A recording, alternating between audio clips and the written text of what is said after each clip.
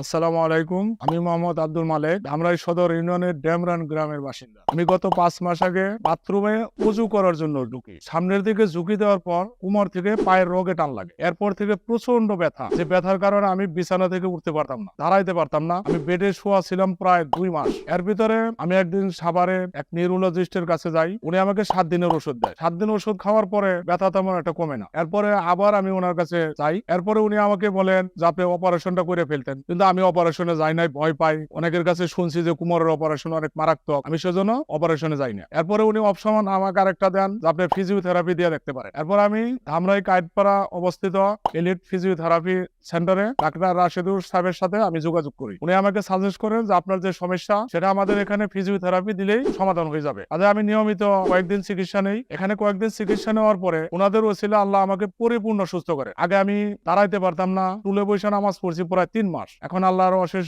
রহমতে ওনাদের ওসিলা আল্লাহ আমাকে মাফ করছেন। আমি একজন পরিপূর্ণ সুস্থ ব্যক্তির মতো রুকু দিয়ে সেজদা দিয়ে আমি নামাজ পড়তে পারি। আলহামদুলিল্লাহ, আমি আল্লাহর অশেষ রহমতে পরিপূর্ণ সুস্থ।